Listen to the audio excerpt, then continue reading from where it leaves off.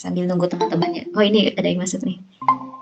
Oke ya, jadi mungkin kita mulai saja untuk pematerian di pertemuan kedua hari ini gitu ya. Eh, Sebelum masuk ke pematerian yang baru, mungkin kita sedikit mengulas ya, mereview kembali materi yang sudah kemarin kita pelajari gitu. Ya, kemarin kita tuh sudah membahas materi jurnal eh, dengan dua metode ya, fisik sama perpetual. Terus kemarin juga sudah kita contohkan jurnalnya itu seperti apa.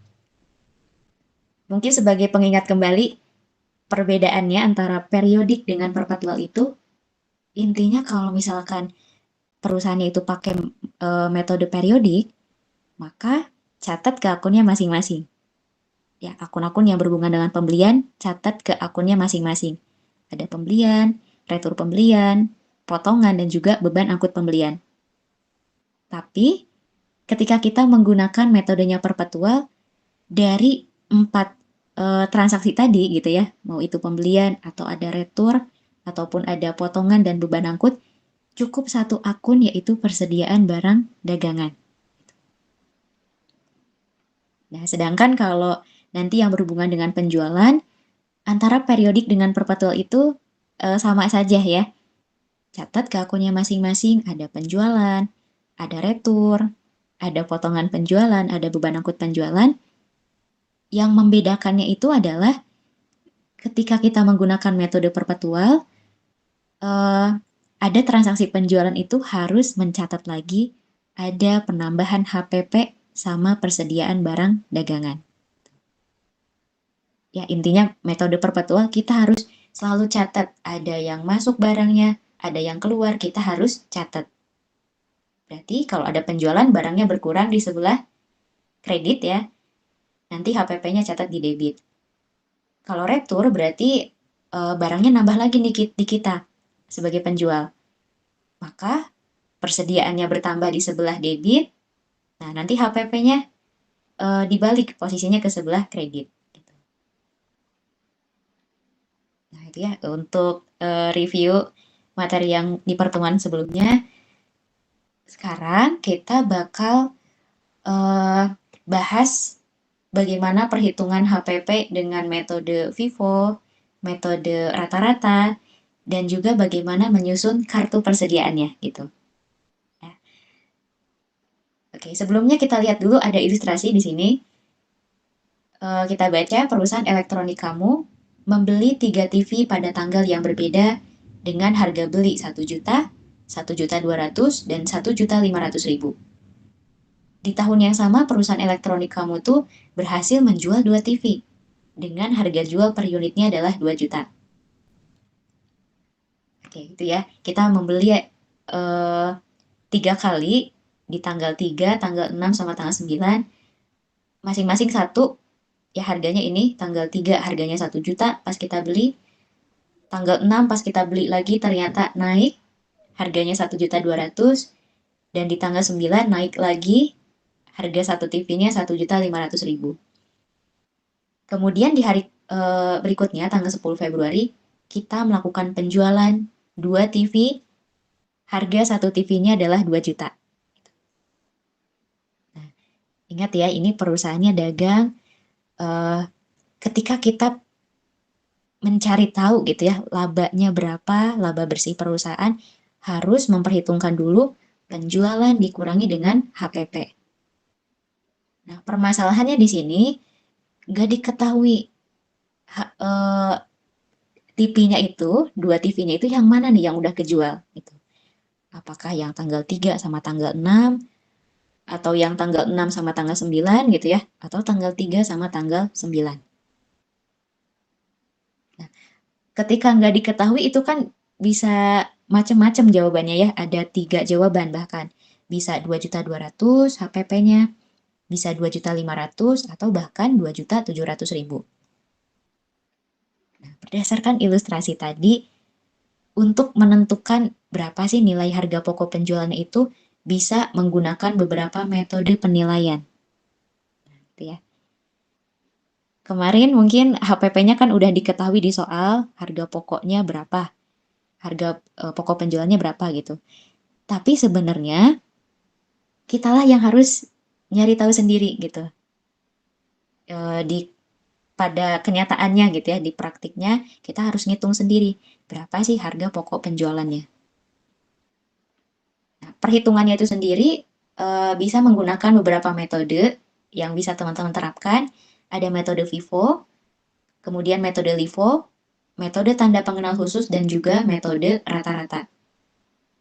Nah, ini dengan catatan yang fisik dulu ya. Kemarin kan sudah dibahas ada 2 metode pencatatan, ada fisik, ada perpetual. Yang ini kita bahas dulu yang fisik. Oke, ada 4 ya, FIFO, LIFO, tanda pengenal khusus, dan rata-rata. Nah, cuman untuk hari ini kita nggak akan bahas semua metode ya.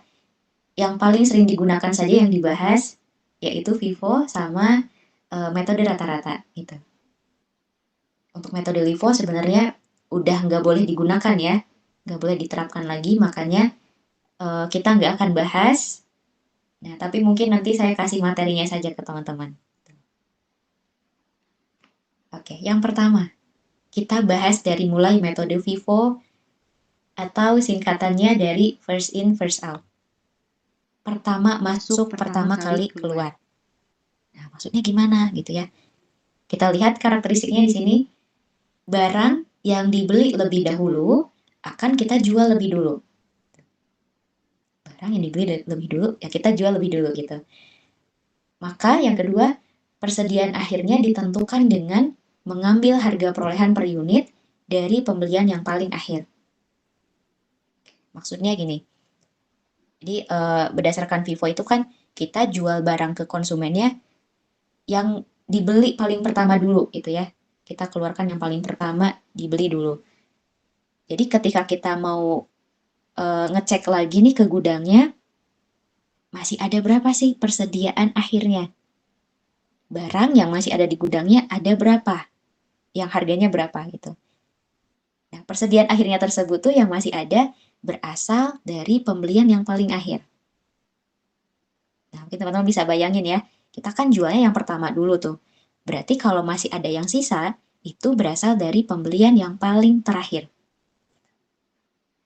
Nah, nanti penerapannya itu sendiri, metode FIFO ini sangat cocok diimplementasikan pada usaha-usaha yang memiliki kadaluarsa ya.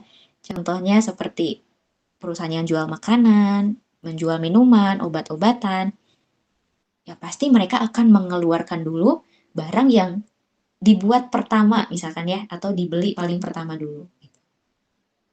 Karena kalau nggak tentu bahkan kita mengeluarkan yang dibeli terakhir dulu, takutnya basi yang udah-udahnya gitu. Oke, jadi makanya di metode FIFO cocoknya diimplementasikan untuk perusahaan yang menjual produk-produk yang memiliki tanggal kadaluarsa. Nah, contoh perhitungannya kita lihat. Misalnya di sini ada sebuah data dari PT Kamu Hebat selama bulan Januari 2023. Bisa dilihat ya di sini tanggal 1 ada persediaan awal sebanyak 2.000 unit. Harga satunya adalah 6.000 per unit. Tanggal 5, tanggal 15, dan tanggal 25 kita melakukan pembelian. Nah, masing-masing kuantitasnya bisa dilihat di sini ya. Dan harganya per unitnya juga ini, 6.200, 6.250, dan 6.500. Kemudian kalau kita totalkan, persediaan awal ditambah sama semua pembelian yang ada, kita memiliki 7.750 unit barang yang siap dijual. Nah, ternyata ada informasi bahwa setelah kita melakukan perhitungan fisik, ngecek ke gudangnya, ternyata di akhir bulan Januari itu masih tersedia 3.000 unit.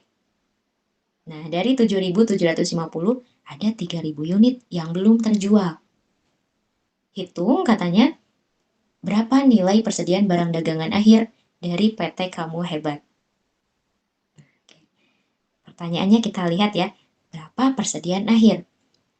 Nah, kalau teman-teman itu dikasih soal gitu ya, ditanyakannya berapa persediaan akhirnya, fokus ke barang yang belum terjual. yang masih ada di gudang gitu. Nah, kalau gitu ini udah diketahui dong 3.000. Betul, udah diketahui ya. Ada 3.000 unit yang belum terjual. Tapi bukan hanya kuantitasnya. Teman-teman harus kalikan dengan harga per unitnya itu berapa yang 3.000 unit ini. Nah, kalau berdasarkan metode FIFO, yang persediaan awal, kemudian pembelian paling pertama, itu kan akan dijual dulu tuh. Berarti akan habis. Di gudangnya udah terjual gitu ya. Maka 3.000 unit ini yang masih tersedia adalah yang paling terakhir. Pembelian di tanggal 25 dengan harga per unitnya 6.500. Sehingga kalau kita kalikan 3.000 unit dikali harga satunya 6.500, maka totalnya adalah 19.500.000. Ini yang disebut dengan persediaan akhir ya. Jadi setelah kuantitas dikalikan dengan harga per unitnya. Oke. Kemudian setelah kita mengetahui persediaan akhirnya berapa, biasanya teman-teman diminta juga menghitung HPP-nya berapa. Nah, ingat ya konsep HPP. HPP adalah harga pokok atau harga beli barang yang sudah kita jual. Dan rumusnya kemarin sudah dibahas, persediaan awal ditambah pembelian bersih dikurangi dengan persediaan akhir. Nah, ini maaf berantakan ya, nanti saya edit lagi. Persediaan awalnya masukin aja. 2.000 unit dikali 6.000, maka totalnya adalah 12 juta. Kemudian pembeliannya ada 3 ini ya, tanggal 5, tanggal 15, dan tanggal 25. Kalikan kuantitas dengan harga satuannya. Nah ini ya, 1.750 dikali 6.200. Kemudian pembelian kedua 1.000 unit dikali 6.250. Dan pembelian ketiga dicatat juga ada 3.000 unit, harga satuannya 6.500. Oke, kalau kita jumlahkan semua pembeliannya nilainya 36.600.000. Itu total pembelian. Nah, kita jumlahkan persediaan awal ditambah pembelian, ketemulah nilainya 48.600.000, itu disebut barang tersedia untuk dijual. Kemudian terakhir, kurangi dengan persediaan akhir yang tadi ya, 19.500.000, 48.600.000 dikurangi 19.500.000, maka ketemulah HPP-nya 29.100.000. Itu ya, untuk menghitung HPP, ingat rumusnya persediaan awal tambah pembelian dikurangi persediaan akhir. Oke, atau kalau misalkan teman-teman nggak mau pakai rumus gitu ya, ingat aja fokus ke konsepnya bahwa HPP itu barang yang udah terjual, harga belinya. Maka teman-teman cari barang mana ini yang udah kejual. Logikanya tadi yang masih ada di gudang tuh yang paling bawah ya, 3.000 unit. Berarti yang atas, tanggal 1 sampai tanggal 15 itu sudah habis terjual. Teman-teman bisa kalikan aja. Kuantitas dikali dengan harga per unit, nah masing-masingnya ya, nanti dijumlahkan. 12 juta ditambah 10.850 ditambah 6.250.000, maka ketemulah HPP-nya sama, 29.100.000. Oke, jadi bebas ya, ini yang menurut teman-teman paling gampang, yang mudah dimengerti yang mana, boleh pakai cara yang itu. Oke. Sampai sini dulu mungkin ya, barangkali ada yang mau ditanyakan nggak? Atau ada yang penjelasannya kurang jelas?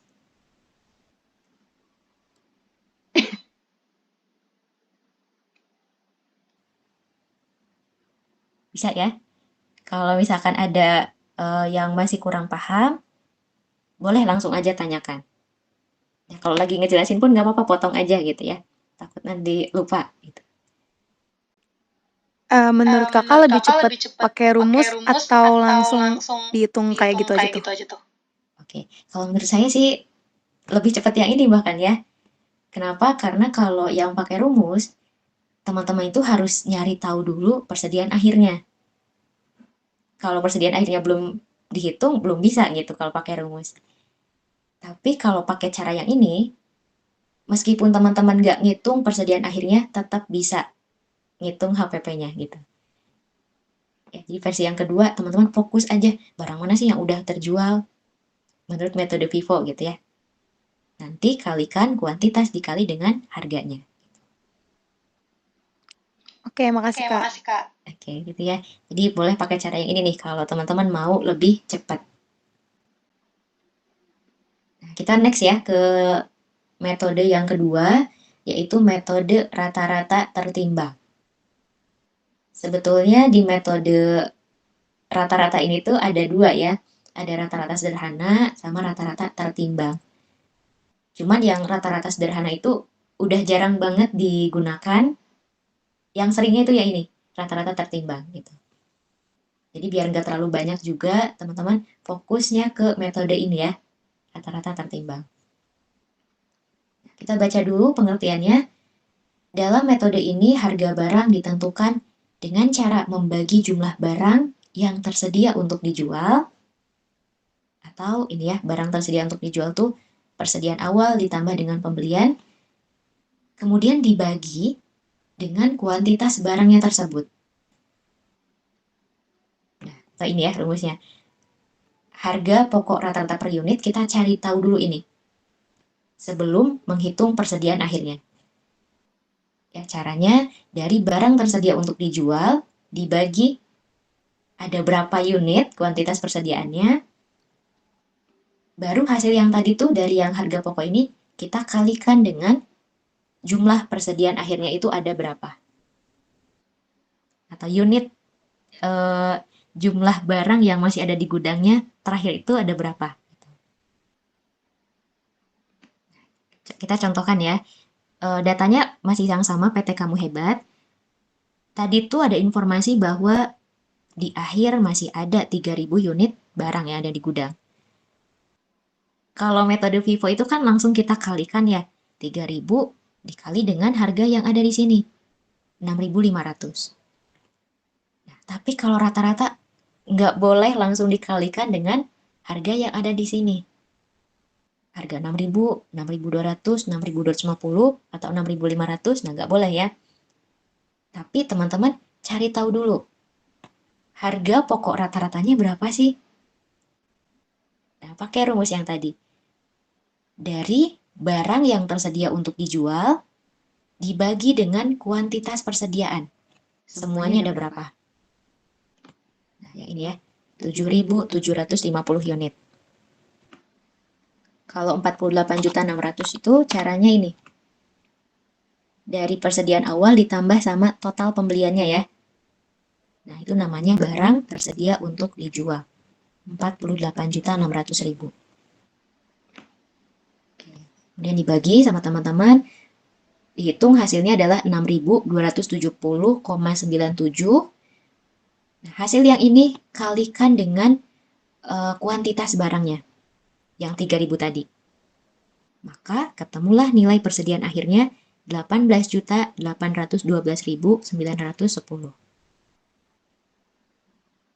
Ini ya. Jadi caranya agak panjang. Cari tahu dulu harga pokok rata-rata, nanti langsung dikalikan dengan barang yang masih ada di gudangnya. Terus pertanyaannya berapakah HPP-nya kalau gitu?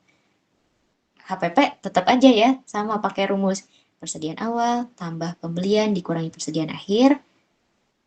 Tadi persediaan awalnya 12 juta, total semua pembeliannya adalah 36.600.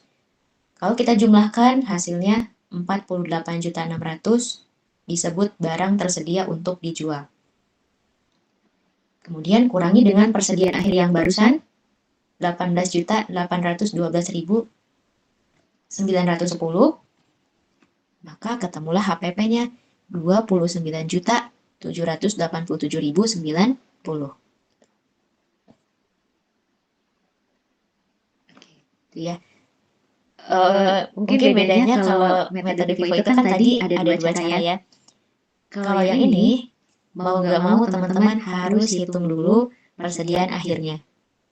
Ya, harus pakai rumus HPP-nya. Persediaan awal tambah pembelian dikurangi persediaan akhir. Oke, kita lihat contohnya ya. Sekarang contoh yang lain.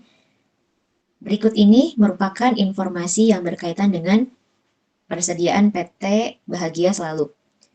Hitunglah persediaan akhir, HPP-nya, dan juga laba atau rugi. Nah, mungkin ini kita tunda dulu ya untuk laba rugi. Dengan metode FIFO, LIFO kita lewat, FIFO sama rata-rata saja tertimbang. Oke, ini data-datanya. Ada persediaan, ada pembelian, ada penjualan juga. Yang pertama kita mau hitung dulu metode FIFO. Persediaan akhirnya berapa ya. Kalau yang tadi itu sudah diketahui di informasinya bahwa di akhir periode itu ada 3.000 unit yang belum kejual barangnya. Tapi kalau di sini nggak ada, ya belum diketahui. Terus caranya gimana? Teman-teman tambahkan persediaan ditambah sama semua pembelian, nanti dikurangi dengan unit penjualan. Contoh ya, persediaannya di awal ada 60, di tanggal 9 kita beli lagi, tambahkan 60 tambah 120 berarti 180. Kemudian 180 dijual 100, maka sisa tinggal 80. 80 tambah 70 berarti 150, dikurangi 65 berarti 85 ya. 85 ditambah 80 berarti 165. 165 dikurangi 120 berarti sisa tinggal 45 unit. Nah, itu caranya ya. Di persediaan ditambah sama semua pembelian dikurangi penjualan. Udah ketemu nih 45 unit. Sekarang tinggal kita kalikan dengan harga per unitnya berapa. Ingat konsep FIFO, berarti 45 unit ini masih ada di gudang. Dan itu pasti berasal dari pembelian yang paling terakhir. Nah, berarti yang tanggal 25 tuh ya. Jangan terkecoh ya, meskipun di bawah ada penjualan, kita nggak pakai harga yang penjualan. Tapi yang hanya pembelian saja. Berarti 45 unit kita kali dengan 28. Nah ini 45 kali 28, maka persediaan akhirnya $1.260.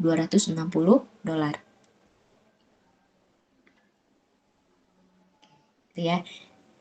Terus HPP-nya, ketika ditanya HPP-nya berapa? Pakai aja rumus. Berarti persediaan awal ditambah pembelian dikurangi persediaan akhir yang 1.260. Nah, ini hasilnya itu adalah 7.430. Dari ini ya, barang tersedia untuk dijual itu persediaan awal setelah ditambah dengan pembelian. Bisa teman-teman lihat di sini hasilnya 8.690 barang tersedia untuk dijualnya. Oke, kemudian kita lanjut ke metode rata-rata tertimbang. Nah, tadi kan sebenarnya udah diketahui ya, di akhir ada 45 unit barang lagi. Kita harus cari tahu dulu harga pokok rata-ratanya berapa. Nah, berarti dari 8.690, ya, total persediaan ditambah sama semua pembelian, dibagi kuantitasnya 330 unit. Ada nggak sih? Oh, ini ada ya. 8.690 dibagi 330, harga pokoknya $26,33. Langsung kita kalikan dengan 45 yang masih ada di gudang. Berarti 45 unit kali 26,33 hasilnya 1.184,85. Nah, nanti HPP-nya tinggal pakai rumus saja gitu ya. Ingat rumusnya, persediaan awal tambah pembelian, namanya barang tersedia untuk dijual, dikurangi persediaan akhir, hasilnya adalah 7.830. 505,15. Kalau kita bandingkan, barang tersedia untuk dijualnya sama ya, semua metode. Yang membedakan adalah persediaan akhirnya.